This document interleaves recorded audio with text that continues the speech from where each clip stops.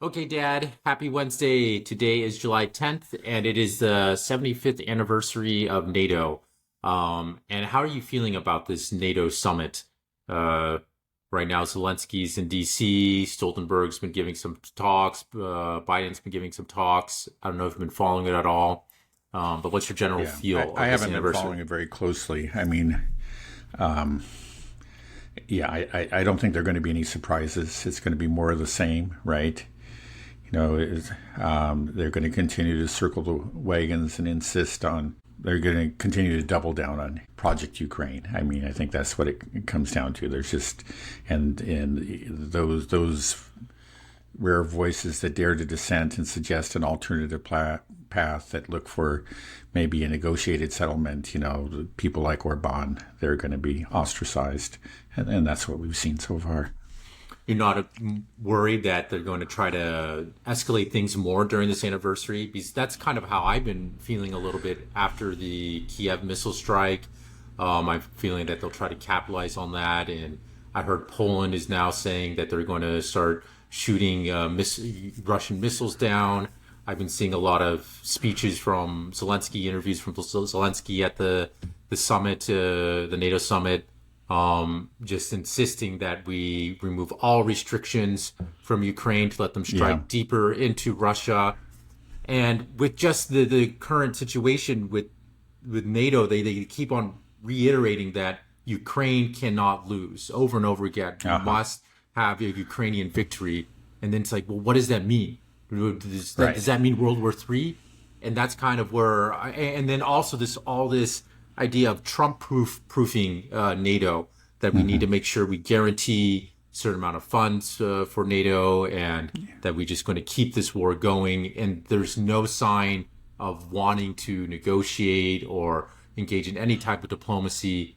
The rhetoric coming out of the summit, from what I'm hearing, is a little bit scary for me. I don't know if you feel the Yeah. same way, or if it's just the Well, same, yeah. same old, same old. I well, uh, I say it's more of the same, but more of the same is rather scary. The continued escalation, the continued refusal, to recognize the reality, the insistence on defeating Russia, which is an impossible task, and just yeah. And So this insistence of making Ukraine part of NATO, it seems like they keep on reiterating that as well. right, which is really what's sparked the whole conflict. So it's very. So yeah, no, but again, this is nothing new. This is what they've been doing for the last couple of years. Ever since the war erupted and before. But you don't think that they're all just going to get together and just say, like, we're going to, get NATO involved if there's more like troop deployments, getting closer to the border of Belarus? Do you think that some of these leaders are actively talking about trying to start World War III? Yeah. Maybe I'm just getting paranoid. Okay, But no, I don't think you're being paranoid. We've got real reasons to worry, which is why we're doing this, right? To give you one example, Viktor Orban himself has said that these people are bent on war, and he thinks that they do have plans for bringing in NATO. That's one reason why he's made these trips to Kiev, Moscow, Beijing, and now to Washington. That's probably where he's going to be the least welcome. Yeah, no, and he talks to these people, right? And this is what he's saying. He's raising the alarm, and I think we ought to be listening to him. Yeah, there is reason to be concerned. yeah, Now, and on the other hand, there was just this. I don't know how significant this is, but where those two Russian pranksters like Vovan and Lexus, I believe they are. They actually provide us. They're kind of like the comedy version of WikiLeaks. They get they end up letting us find out what these people really think. And one of the stunts that they recently pulled was on the former foreign minister of the UK, David Cameron, right? They got him on the phone and convinced him that he was. I think that they were Poroshenko, or one of them was Poroshenko, and got him to talk and blab about all kinds of things, especially about Macron. He said, like, that guy's crazy. You know, we all hate him. I don't know what he's doing.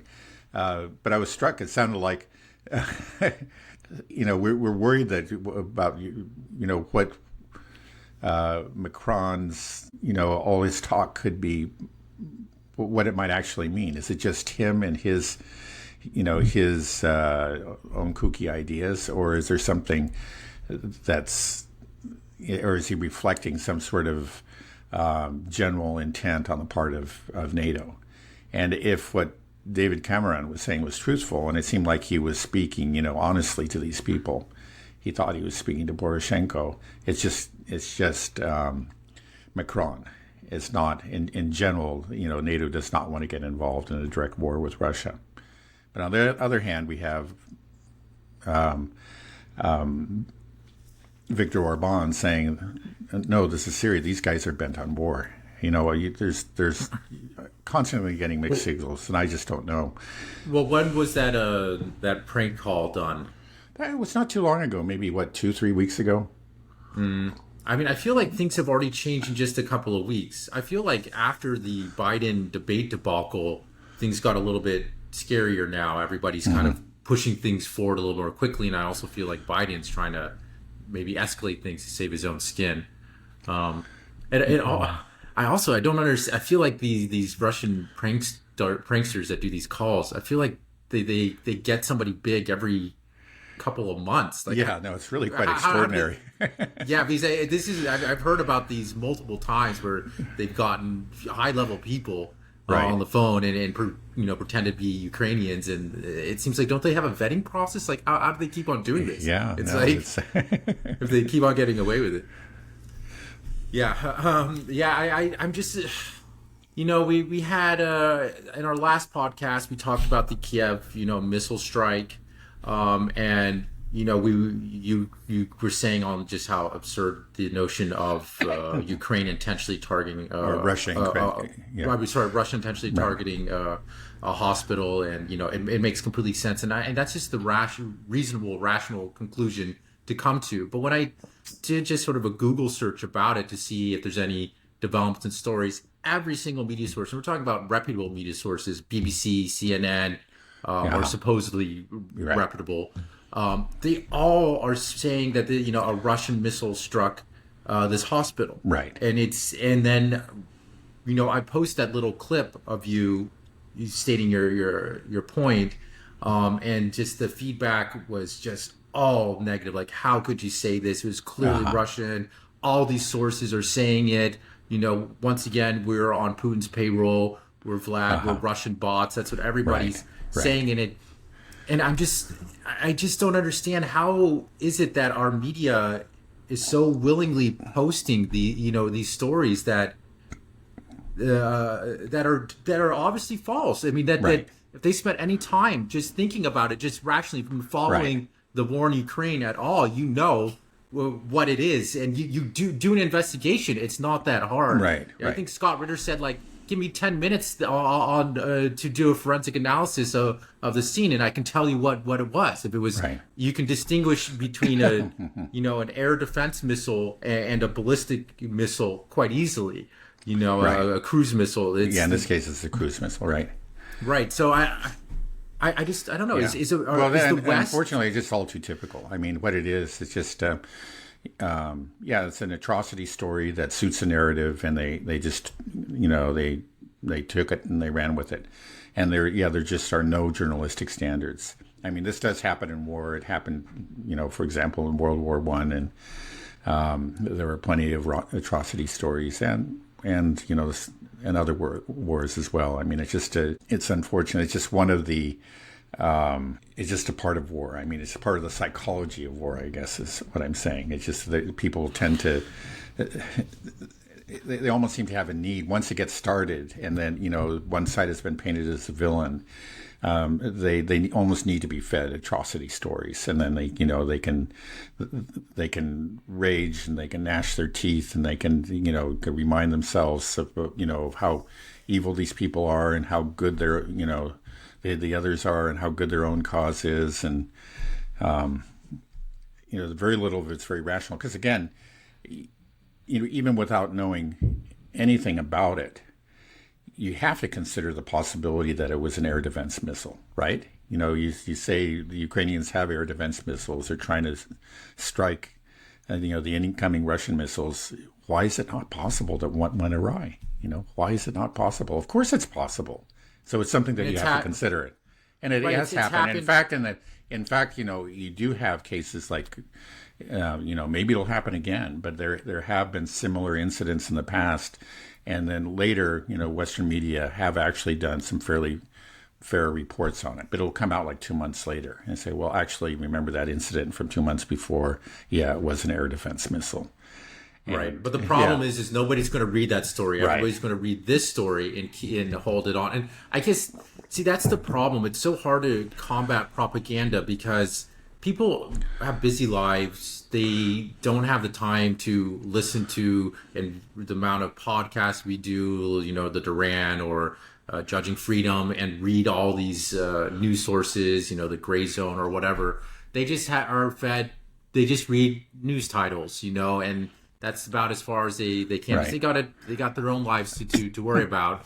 And so if you don't dive deeply, you're just always kind of being spoon-fed propaganda. It's hard to get past that propaganda level. Right. So is there any real way to combat it? Well, it's very difficult. And the other thing too is that when you actually have made somebody out to be the villain, and you supply an atrocity story like this, people are outraged. When they're outraged, their intellectual faculties just shut down. I mean, it really is true, and it just it becomes all about defending the victim against the aggressor. And what is a more pathetic victim, than cancer-ridden children?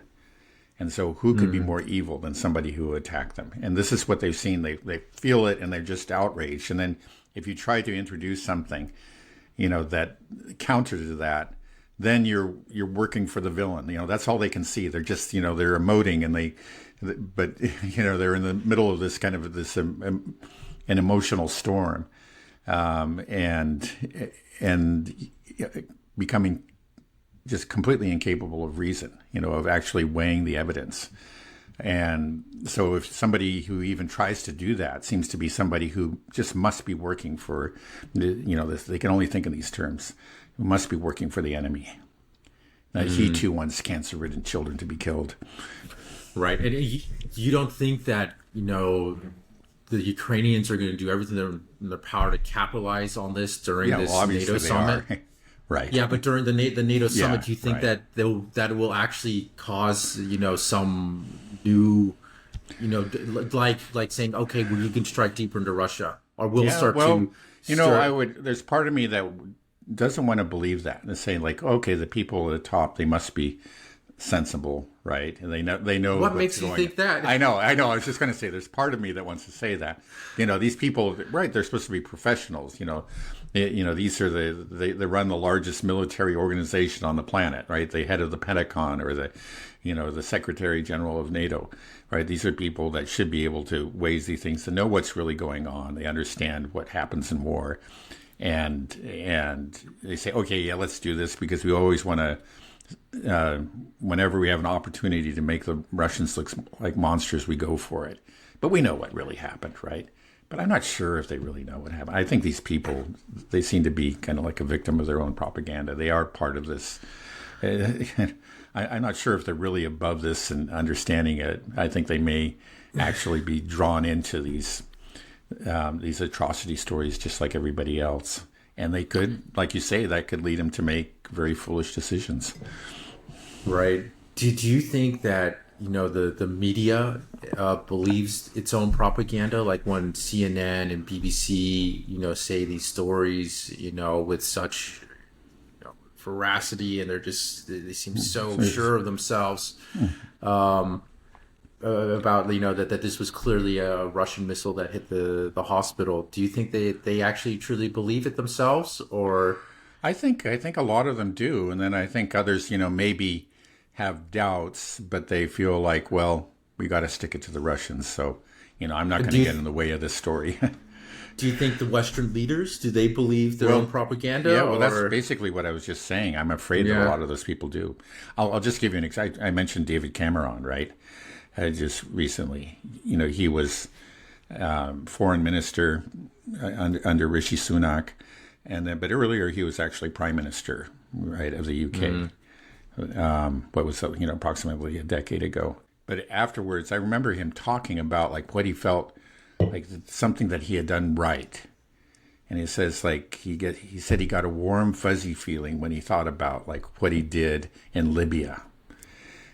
Anybody who actually like stops and takes a look at Libya said that was a total disaster. But you got a warm, fuzzy feeling over it, huh? So I think and that actually started with atrocity stories that turned out to be false. Well, what do you mean he got a warm, fuzzy feeling that he thought just like that the intervention, the overthrow of Gaddafi of Gaddafi, exactly, the overthrow and murder. But I mean, that gave him a warm. That was something we did right. We opposed evil and we overcame it. This was what gave him the warm, fuzzy feeling. Did he say this? After it was all over and we've seen what happened with Libya. Oh, yeah. Like, it was years later. They're like open slave markets, and you can. Well, see, I think it's just I mean, anybody who really takes a look at it, but I don't think these people do. I think they don't really. In the end, I think like the people that rise to the top in the West, they don't really care about the truth, right? I mean, that's not what made them successful politicians. It's just about kind of just riding the wave and figuring out what's popular, so this warm fuzzy feeling was for him was validated what he did. He's not the person to stop back and say, hey, wait a second, did I do the right thing? Let's research this. No, of course not. Crazy. It's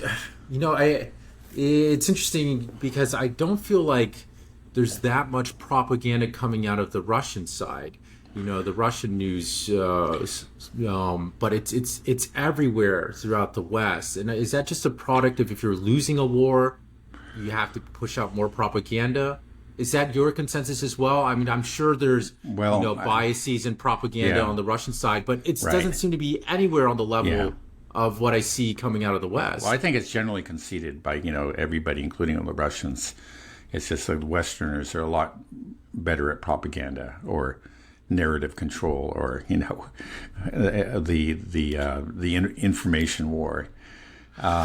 It's something that has been kind of developed. It's a fine art. It's really what we're all about. It's almost like it used to be a weapon that we learned how to wield maybe during the Cold War, but it's almost like the weapon is consumed us, and that's all we are at this point.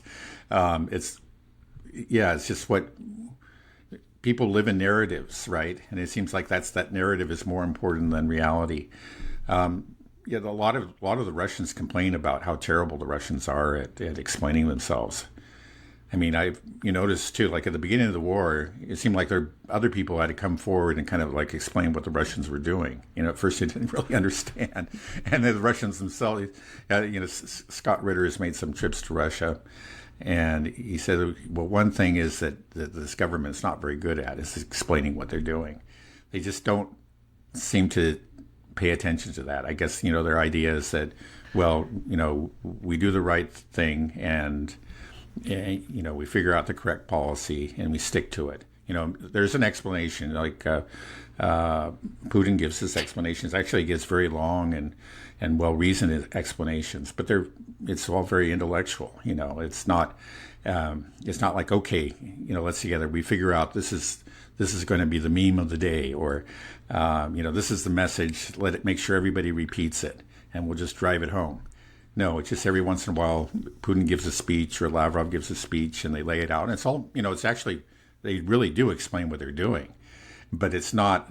But there's no effort to weaponize it, right? And to They don't market it. They don't push it out. They're not paying for Google ads and boosts so on what Facebook. happens is like other people have to listen to it and figure it out and explain it to the rest of the world or to the Russian people or whatever. Right. Yeah, I mean, and I think an example is like there's a huge difference between the reports that come out of the Russian Defense Ministry, their reports, and the reports that come out from the Ukrainian side. I mean, the Ukrainians are always making wild claims that are, are later revealed to be false by the facts, But, and I guess you can see what they're doing now with this atrocity story. The Russians, the Russian Defense Ministry generally releases these very boring reports, but they're factual and they're actually very conservative. Like I was saying, we've said a few times, I think, is they don't declare that a town has been captured by the Russian armed forces until it's been truly and well captured. I mean, they not only have they captured the territory of the town, but they've also captured some of the surrounding areas to make, to the point where they feel completely secure that there's no way that the Ukrainians could recapture it. So you may get a report from an unofficial source, the Russians have taken this town, and it'll be 2-3 weeks later before the Russian Defense Ministry will come out and say it. But and I think, as I mentioned in a previous podcast, there was an instance not too long ago where it was actually a British think tank, very much pro-Ukrainian or whatever, said, oh yeah, the Russians got this town. But the Russian Defense Ministry still didn't say it. They waited another 2 weeks before they declared it. I mean, they're very conservative. They're very boring. They're very factual. But all in all, they're really quite reliable. It's not that they're incapable of spinning things, and sometimes they suppress information. But it's very, very rare that they tell outright falsehoods. It's not information warfare. It's not very sexy at all, But maybe in the long run, people start to appreciate it. Yeah, it's like I'm in an upside down world because I'm always being accused of being a Russian bot and working for Russia, and that the election was stolen by Russia, that whole the Russiagate stuff, and that there's all these Russian troll farms that are controlling our narratives, here in the United States. When the reality is it's completely the other way around. What I see on Twitter and on TikTok on social media, because I'm posting our content there, is that you have these what seem to be very clear kind of Ukrainian bots and troll farms that they're very uniform. They use the same type of memes, the same type of avatars, the Doge dog, dressed in Ukrainian military outfit. It's not even right. They're not even smart about it. It's so clear what they're doing. It's like this is their badge as a Ukrainian troll farm, and we're in this upside down world where we're always saying that Russia's propagandizing everybody, and I'm not seeing anything come out from really Russia. Like you're saying, they're very conservative. They don't really try to control narratives or push stories or do any spin. I mean, in that interview with Tucker Carlson, Putin said, "Yeah, well, we don't, the West is the king at propaganda. We don't even try to fight that war. It's not something that we're concerned about. Instead, they just do their own thing." And in a way, I think it's actually a very smart strategy because you don't get distracted with trying to control every little story and spin. Instead, you're just like, we forget all that noise. We're just looking at the battlefield. This is the war. This is what we're doing. Minimize casualties, capture them.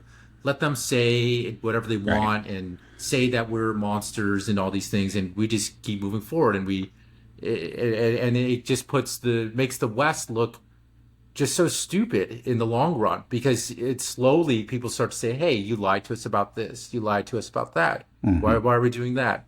And it's becoming clear to me that I would say that America and Western Europe is the most propagandized countries in the world.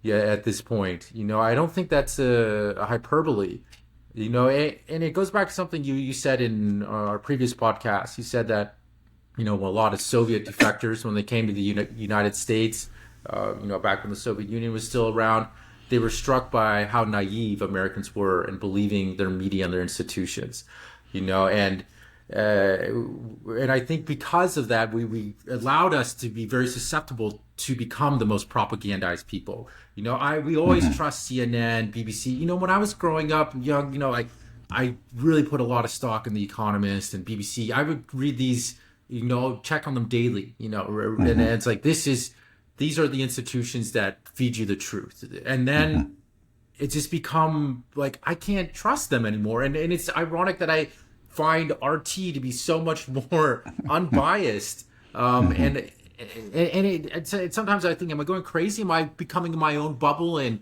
searching for this? Am I becoming a Russia puppet? But I'm not. I don't want to support really one side or that. I want the truth, and I want peace, and I want to avoid war. And it just becomes so clear to me that the West is propagandizing, its whole population to try to push us into a potentially catastrophic war, and it's just evil. And I don't understand how this happened so quickly. Like when do you think these institutions became corrupted and just became propaganda arms? Yeah, well, I guess there was, like those Soviet dissidents, the defectors who came to the West because they were oppressed by the Soviet government, right? They were persecuted by the Soviet government.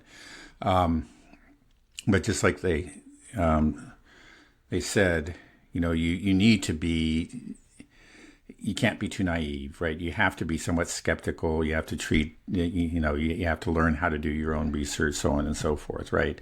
All in all, the trust that people placed in media authorities back in let's say the days of the Cold War was pretty well placed. There was reasons to look upon them favorably, but we developed bad habits over that time. Like we're saying, we just became too trusting, and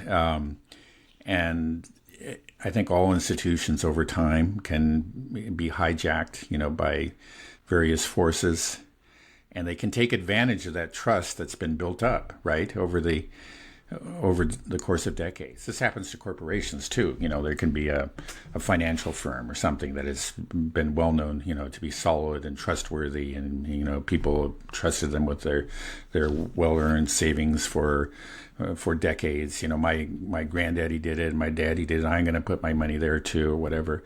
And then you find one day that, well, okay, the firm's gone belly up. You lost your money. It's because somebody actually saw that there was an opportunity to take advantage of this trust that had been built up, right? And it happens with churches too. We can go on and on and on. But this is something that happened with our media, and the corruption. There's always a bit of corruption, and it grew. But I think where it really metastasized was, after the fall of the Soviet Union, and then the unipolar moment, and it was this chance the whole world was at our feet. This is something that was true for our political elites, but it was also true for our media elites. As you say, power corrupts, absolute power. So you think it was right then during the 90s that kind of when the media started to slip into becoming more and more propaganda? You think that's really when it was? I mean, for me, I would put the point at Donald Trump, like when Trump came up in 2015, there are certain 2016. inflection points. There's more than one, it's... but yeah, I mean, for example, we saw in the run up to the Iraq War, just about all the major, the establishment media was online, and it really supported the lies that the government was telling us. At that time it was George W. Bush. Maybe you could say those were exceptional times, but that turned out not to be exceptional. That was. And then now we have, with especially since the rise of Trump, we have just a hyperpolarized situation where, hyperpolarized on a lot of issues, but when it comes to national security, foreign policy, the narrative is still unitary. It's I don't know. I don't really have an explanation. It's what's happened. It's where we are. I mean, it is. I do shake my head at it. Like, how could this be? But it is true. It's where we are. Yeah, would you agree with the statement that America and the West are the most propagandized countries in the world? Maybe with the exception of North Korea. I don't want to put out that disclaimer. Yeah, I don't really even know what's going on in North Korea now, but Oh, by the way, well, I speaking would of say North- that just in general, because I would say that we've committed ourselves to certain, certain ideas and certain causes that are actually patently false. There's Project Ukraine. There's the two big ones that we talk about are Project Ukraine and then Israel Palestine. And we've chosen, I would just say, the wrong side on these. And we have actually gone against what we say are our own values. And it's in this kind of situation, if you just let people thresh it out and talk about it openly, I think our side would win. But the establishment has taken the other side, and has taken, I'll just say, what is patently, false positions and positions that are contrary to what we say our values are, right? And so they're forced to rely heavily on propaganda. They're forced to constantly demonize their opponents and dig up atrocity stories or whatever, because a reasoned debate is something that they would lose. Yeah, no, that's true. It makes sense. Oh, yeah, it's just frustrating, that. How do you break through? I guess that's why we're doing this podcast. That slowly, more and more people are waking up and have a hunger for the truth, because hopefully people understand that the narratives that we're being fed are false. But it's also so frustrating how much faith people still have in the institutions and how much they can still be in their own bubble and they can just keep going. I think like a third of the population will never admit, people can't admit that they were wrong, especially when they take such an emotional position on something. It's hard. No, it's hard. Yeah. Okay. Well, I was going to ask you just a question when we were just talking about North Korea. I heard I heard something about like North Korea potentially sending 50,000 troops to Ukraine. Yeah. Have you heard anything about that? I imagine Russia would just say no. Yeah, right. I think that's a false story. From what I heard, I think the source for that story was in South Korea somewhere. I think it's just patently false. There's just the Russians don't need. Yeah, they don't need the troops. I don't. Yeah, it would be a bad look for Russia. It's like they. Right, but they're not hurting. Yeah, the fact is they're just not hurting for troops. They're getting 1,000 volunteers a day, and so they have more than enough. They have, why should they do that? Right. Yeah, it's just so frustrating talking about Ukraine and Russia with some people or seeing it online. It's just because, we're painted as somehow being against Ukraine and anti-Ukraine, and it can be more from the opposite. I really feel for these people, and I'm seeing these Ukrainian troll farms. I'm like, what are you doing to your own country? Right.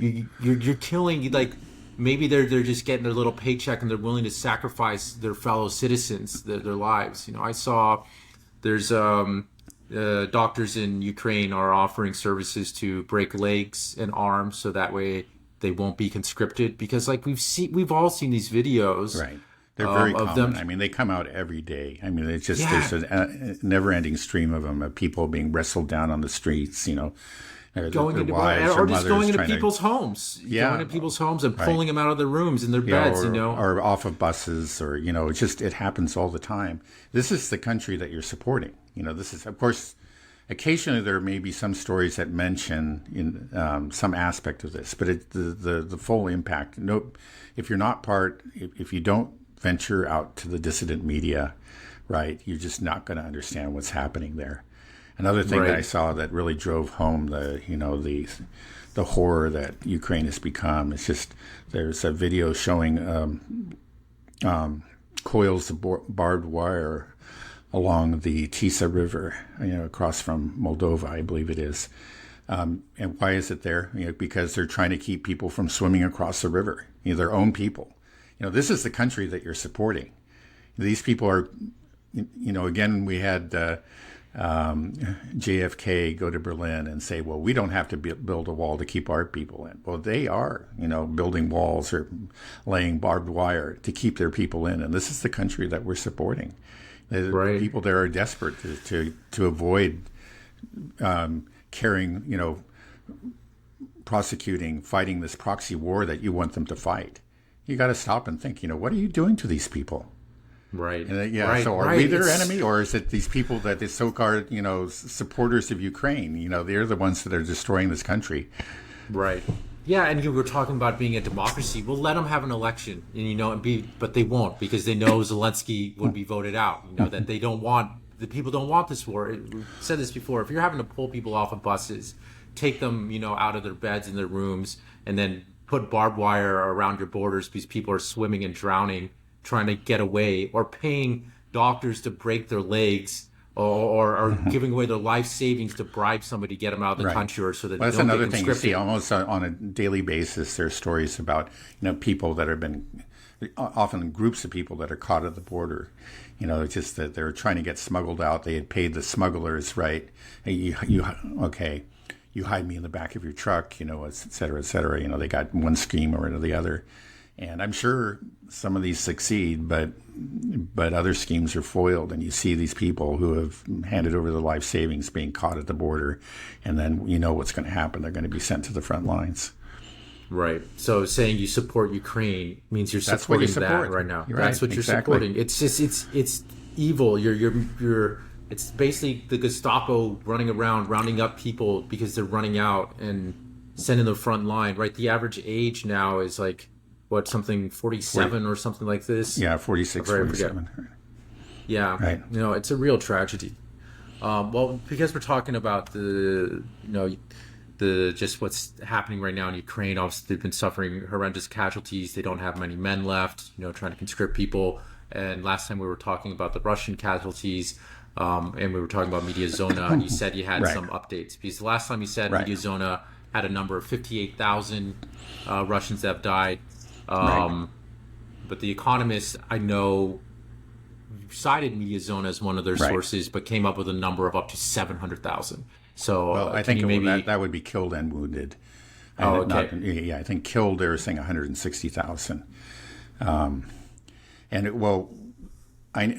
you go to the MediaZona website, you'll see that they've introduced a new methodology. I mean, the old one that they had, that they've been relying on, and is the source for that figure of 58,000, consisted of actually tracking down military deaths through obituaries and social media, through public records in Russia. They would just scour, these various media, various reports, various records.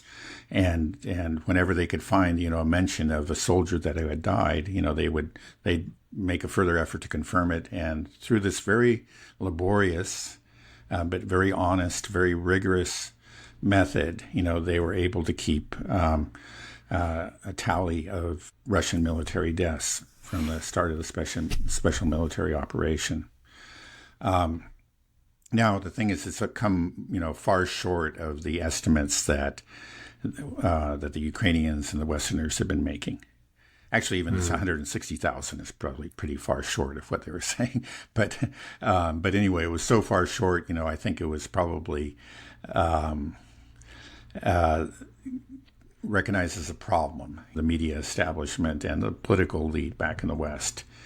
Because this MediaZona was working in tandem, or is still working in tandem with the BBC. And the BBC, of course, is really a mouthpiece for the British government and is, very, very anti-Russian. So what have they done? They've introduced a new methodology, and that is to look at excess mortality within the male population. And, the assumption is that if you have excess mortality, like more deaths than you would expect within the male population, either all of that or some portion of that, I don't know how they actually, what particular formula they use. That's not revealed on the website, or I wasn't able to find it. But they use that excess mortality to estimate the number of military deaths. And with this new method, they end up with a considerably higher number. Well, it's actually roughly 100% higher. Because what they get is, okay, we have close to 60,000, just short of 60,000 with the old method. And then for Russian military deaths, which does not include Donetsk and Lugansk, because according to the Westerners, according to the BBC, that's not Russia, you get 120,000 deaths rather than something short of 60,000. So you get a 100% increase.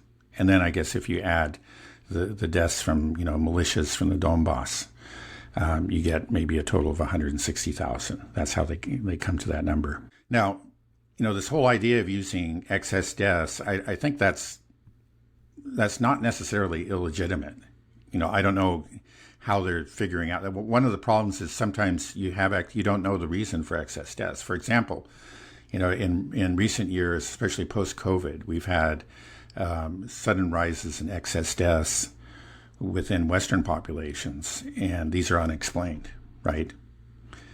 So if there maybe is a sudden rise or an unexplained rise in excess deaths within Russia, and the MediaZona has decided to assume that this is largely due to the special military operation, but they may have assumed incorrectly. Yeah. Well, you'd like to see it over a certain time frame of when these excess deaths were going up. Like, was it happening in 2019, 2020, or did it happen right at 2022? Well, they started with the beginning of the SMO. I mean, I'm sure if you look at excess deaths in general, you would find it could go back many years. But I went back because I wanted to see how it related to their, the results that they were getting through their original rigorous method. And the thing that I was struck by is that there doesn't seem to be much of a relation, which doesn't seem right to me. Right. Maybe if they're, going through social media and obituaries and so on, maybe didn't give you the whole picture. It should at least give you a baseline, right? And so if it's, you should be able to see, how things are increasing or decreasing over time. You should be able to see trends. Now, the problem is like with this new method, it doesn't even match up. So where it's maybe increasing with the old method, it's decreasing with the new, and vice versa. And most markedly, it's like over the last several months, it's actually been declining. Their old method was just showing fewer and fewer deaths week by week, month by month, right? But the new method, it shows going way up. And that's, something that The Economist highlighted. And I think that's made them excited. But that doesn't make sense. I mean, first of all, why, if you're with your rigorous, if in fact deaths were increasing over that time, you should have seen that reflected using your old method too. Maybe you weren't capturing all of them, but you should have seen an increase, right? And they didn't.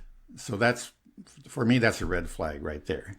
That's a big question mark. What's going on? This doesn't quite make sense. Maybe they got an explanation, but I didn't see it. And then the second thing is that, with the old method, they all along they were saying, we don't think we're getting everything, capturing all of them, because there are some deaths that are just not appearing in the various records and so forth that we're looking at. But we estimate that it's maybe 20% higher than what we've actually able to find. And they've stuck with that, right? Now, all of a sudden, it's 100% higher. And why is that? So what was it? Why did you say it was 20%? Now you're going to go with 100% higher. So again, that seems to be like a kind of again, it's another red flag. It's another question mark. There's just something that seems a little fishy about this. And then the third thing that I think is probably the most damning or warrants the most skepticism about their new method is that with the old method, you can look at the graph and you can actually write, you'll see certain peaks and valleys and you understand what it's corresponding to.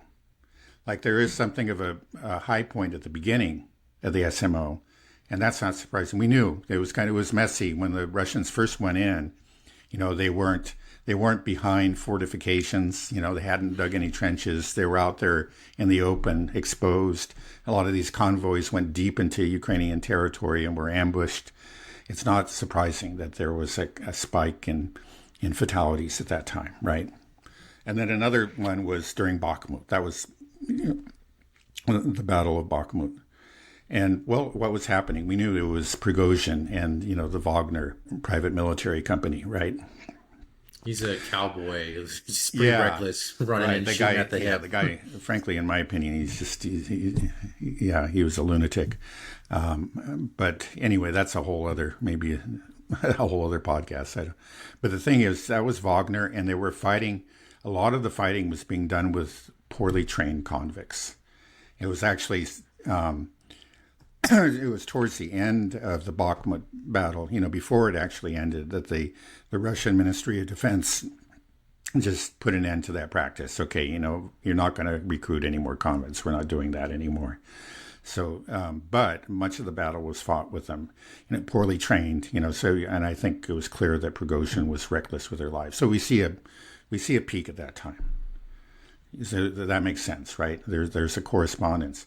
But now, over the last several months, again, there was a smaller peak at the beginning of the battle for Avdiivka. It was when the Russian units stormed, remember, this was a highly fortified city. It was this fortress city. It was probably, some people will say that this was the most fortified, city in the world.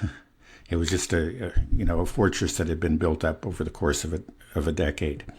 And during the initial stages of the battles, the Russians stormed some of the outer fortifications.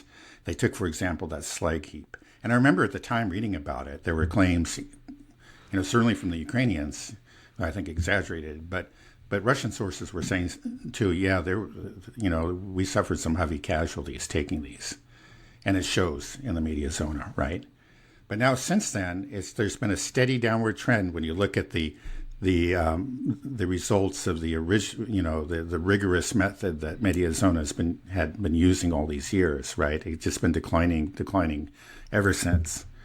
But then with this new method, it's rising. But what does it correspond to? That's the thing. There ought to be. You tell me what's the incident, what's the battle.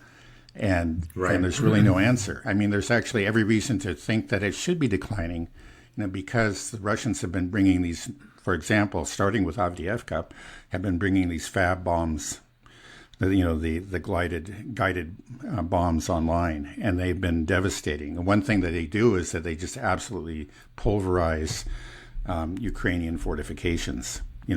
Fortifications that they could not severely damaged with artillery shells. Even though they had a big advantage and they still have a big advantage in artillery, the heavily fortified places on the Ukrainian defensive lines could withstand, artillery attacks. And so, so if you tried to storm it, you were going to suffer casualties, right? Because there would still be a formidable force in there waiting for you to run across the field or whatever. But with these guided bombs, the FABs, which are now anywhere from a half a ton up to 3 tons, recently they can just completely wipe out these fortifications. And that's just made things all the more safer, for the Russians. They can actually just completely pulverize Ukrainian defenses and then move forward.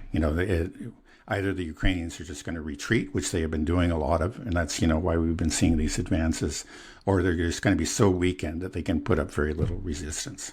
So you would expect to see a decline, and that's what you're seeing according to the old methodology. But you have this completely unexplained rise, which is very convenient, for the BBC, I would say. So looking at this, maybe they have explanations for all this, but there's a lot of red flags. It doesn't add up to me.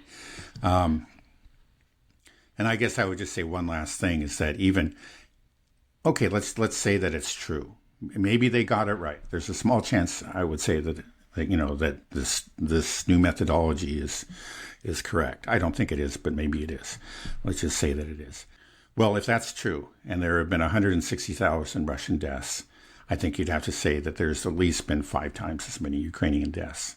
And it's for the reasons that we've talked about earlier. It's not only that the the Russians have a huge advantage in artillery, and they've had it since the beginning. They continue to have it. They had a lot more, in stock at the start of the war, and now they're outproducing the West by anywhere from 3 to 10 times. And we're not even talking about the whole story of, North Korean shells. So they have a very considerable advantage. And artillery, historically, has been the cause of the great majority of fatalities in war. So if you got a huge advantage in artillery, you're going to inflict a disproportionate amount of fatalities on the enemy, right? But it's not just that. Now they have these fab bombs, which is compound that. And they've had, all the way from the start of the war, a huge advantage in missiles. And, this is a daily occurrence. These missiles are always striking various, we hear about maybe a power plant or whatever, but they often strike troop assembly points, and they can, inflict mass casualties, take out 200, 300, 400 soldiers at a time. And that's something that the Ukrainians can't do. You hear about them killing another civilian in Donetsk or Belgorod, but they can't.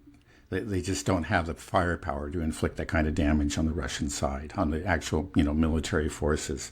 So there's every reason to believe, that the losses are much greater on the Ukrainian side. So even if they're right, and I don't think they are, if there really is a total of 160,000, it's probably 800,000 on the Ukrainian side. And then just to go back to where we started with, I think you just have to look at what's happening in these societies. People in Russia are still signing up. If there were really heavy losses, if the Russians were taking a beating, and a high percentage of those guys that signed up in 2023 or 2022, that you learn that, because you're going to know if you grow up in let's say a small city in the Russian hinterlands, you're going to know if one of those guys died. Everybody's going to know about it, right? That's not going to be a secret that anybody can keep from you. Well, if there's a lot of them are coming back in body bags, just a frightening number, well, you would see the real dampening in enthusiasm, you would think. But you're not seeing that. They're still signing up at a rate of like 1,000 a day. And then on the Ukrainian side, you are seeing people they know what's going on.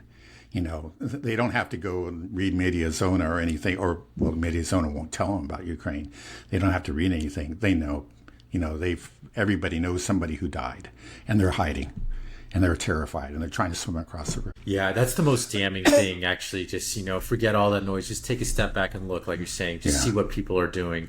Like you're saying, the amount of patriotism in Russia right now is just on the rise. This national pride. They know that they're doing good. 1,000 people volunteering every day, and casualties have been low for them, and they know that they're winning the war, and they feel like they're fighting a just war. And then on the Ukrainian side, just like what we said, people are in hiding. People are paying doctors to break their legs. People are drowning in the rivers trying to get across. And we see these videos of people being snatched out of, their homes. It's just.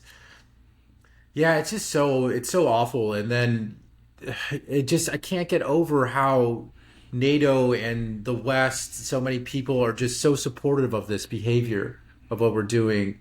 And, I just saw that we're I think 5 countries in NATO are going to be giving their Patriot systems to Ukraine. And it's like, why? It's not going to do anything. Like you're just wasting all of our taxpayer money, right. Reducing our munitions. Yeah, exactly. Well, that's what you did last year. And look, it's right.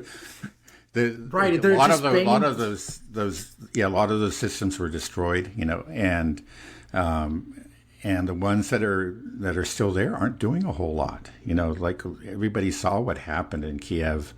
That on that day there was just one missile after another came in and blew up that military plant in the middle of Kiev, right in broad daylight. Where were the Patriot missiles? Yeah. What do you think is going to happen? I mean, do you think that this is going to keep going on? That NATO and is just going to keep on trying to prop up Ukraine until Until what? Until it implodes? Like they just have this ticking time bomb on their hands. I don't see any signs.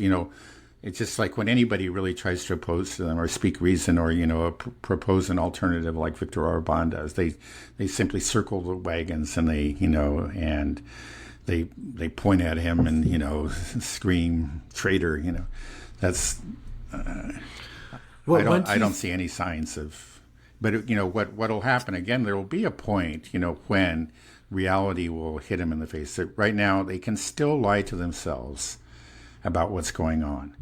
Clearly the Russians are advancing, but they're not taking a huge amount of territory. It is gradual. If you look at a larger map of Ukraine, let's say if you're from a year ago, and then you look at it again, just kind of a large map, not one that's focusing on the front lines, it'll look about the same. Now, if you focus, you'll see, okay, there were some very important changes here. Avdiivka, the fortress city, fell, and so on and so forth. But in total, when you're talking about total square miles, it's not a lot. It really isn't. So it's, and then you can always tell stories, about Russian casualties versus Ukrainian casualties. And that's, part of what's happening here with the BBC, I think.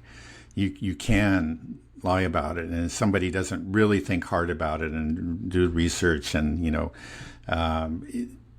it's going to be very easy to convince them that, well, basically it's kind of a stalemate right now, or but we have this plan, and Ukraine will be able to. The Russians they are making these advances, but at their terrible cost. Russia's about ready to implode. I think that story's kind of getting old, and not many people are believing it, not like before. But they can still lie to the point where at least people are thinking, yeah, maybe it's not really going too well for the Ukrainians, but it's not going too well for the Russians. There's going to be a stalemate and eventually a freeze or something. But at some point, it'll just, reality will hit them in the face where, the Russians are marching on Kiev or Odessa or up to the Dnieper or something. When there really is a collapse, I think we're seeing the beginnings of a slow motion collapse, but when that accelerates and really becomes a total collapse. And I think at some point that's going to happen. It's very hard to predict when. And we have predicted, and I think we'll be proved correct, that the Russians are planning, some sort of major move. They do have a lot of forces in reserve that they have not committed to the battle yet, and they could at any time. You saw what they did, like up in Kharkov, with a very small force, a fraction of the forces that they had in reserve. They quickly captured a fair amount of territory. But they didn't, it was obviously not a major push. That's all they were going for. There's a story that, they were going to get Kharkov City, which is ridiculous. Kharkov City is a city of well over 1 million. They only had 15,000 troops. It just didn't make a bit of sense. They did what they did, and they did it very rapidly. They got that buffer zone that they said they wanted to get, and they pulled a lot of the troops off of the front lines in the Donbass, as a result of this offensive. But I think, it may be proved wrong, but, I think, based on the things that, we've been hearing from the leadership and just the facts that there are all these reserves, that we'll see some sort of major blow from the Russians. And that could be the moment, when Ukraine really, when its defeat just becomes obvious to everyone. And that'll be the moment of truth, when either they're going to have to accept defeat in the West, or they're going to do something crazy, like commit troops, NATO troops. And what do you think it'll be? I don't know. I mean, like you said, that's what we're slowly, we do these small escalations, but like you're saying, once the collapse begins to accelerate, that's my big question. What does NATO do? I think that's the big question everybody needs to be asking themselves. Yeah. And I guess I'll just repeat what I've always said. These guys are crazy. They could do anything. I guess, but there are a couple things. I mean, but first of all, there's the lack of popular support. I think that's obvious. I mean, you don't have people in France, Germans or French or British that are going to be signing up 1,000 a day to fight against the Russians. I think there's no way. That's just not there. And so that does tie their hands, it does constrain them. And then the fact is that they've depleted so many of their stocks, and they just don't really have a whole lot of weapons. It may be that when the time comes, and the Macron, if he's still president, or Keir Starmer or whatever, says, okay, we got to do this. We got to send our troops. They may be just told by the defense ministers, we can't do it. They'll be shocked when they always assume that their powers are unlimited, but they're not. And often it is the defense ministers, the military guys that understand that better. And again, you see that happening in Israel right now. Right. Yeah, that's kind of, I was thinking like, what can NATO do? I don't think they can, they're Right. they're doing basically everything they can right now, but they're just so dug in to this Ukraine can't lose that I just don't see them rolling over.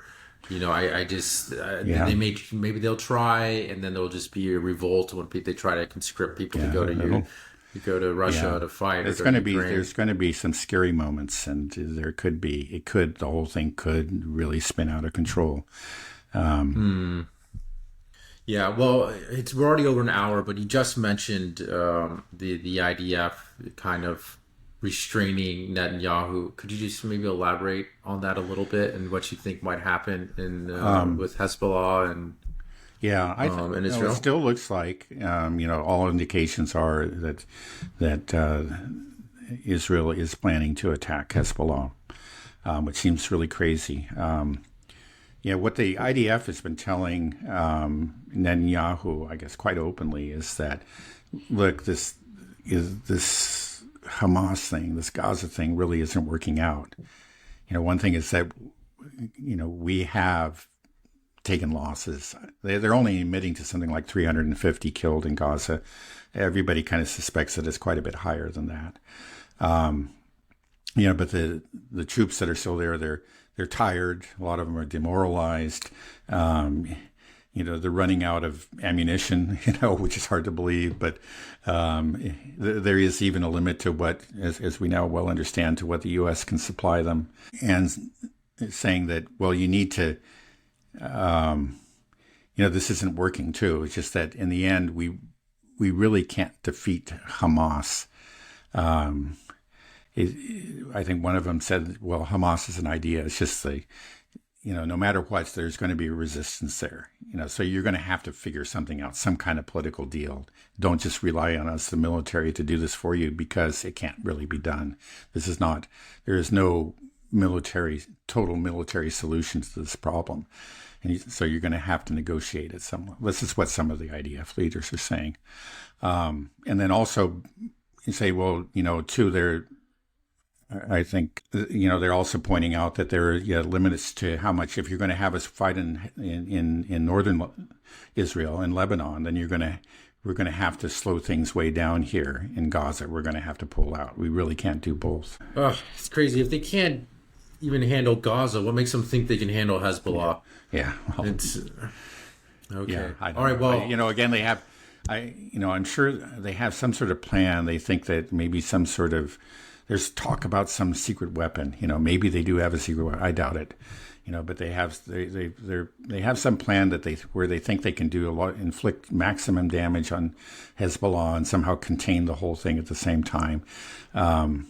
Maybe they do have an ingenious plan that'll work, but most likely, they're going to miscalculate like they miscalculated in Gaza, and we're going to have another mess on their hands, and it's going to be a lot worse this time. Okay, well, just, we've been watching these two events, like a hawk, just waiting for them to implode. It's coming. I know it is, and it's scary. But I think we can stop there, and we'll just... Well, we can dive a little bit deeper on Friday. Okay. Okay. Thanks a lot, Dad. All right.